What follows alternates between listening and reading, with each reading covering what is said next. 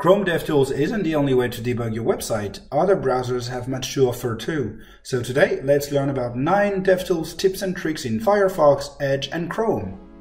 If you're interested, I wrote this article on Smashing magazine with lots of DevTools features, and I also created devtoolstips.org, which has many more tips.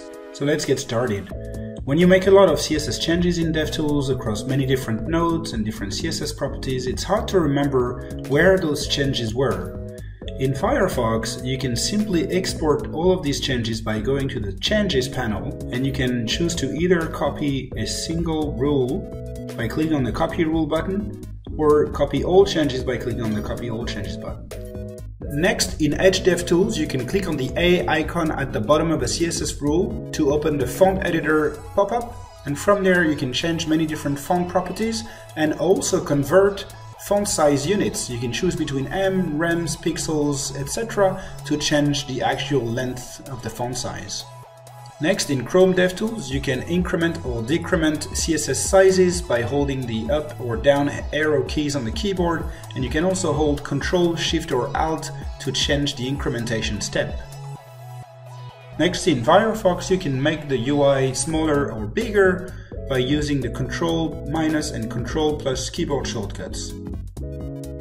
In Edge, you can change the color theme by choosing from a list of VS Code themes like Kimby Dark, Red, Solarized, Monokai, and others.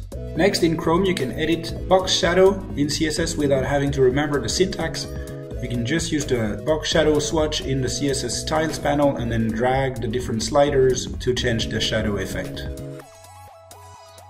Next, in Firefox, instead of expanding elements one by one in the DOM tree, you can hold the Alt key and expand all of the elements at once.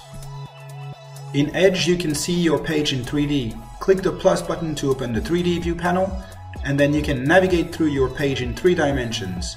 You can do this to find elements that are deeply nested in the DOM or resolve z-index issues. Finally, in Chrome, you can screenshot a single node by selecting that node, right-clicking on the element, and then capture node screenshot. And that's it. I hope these tips were useful. I highly encourage you to try other browsers and DevTools every once in a while, as this helps a lot making sure your sites work across browsers, and you might discover tools that make you more productive.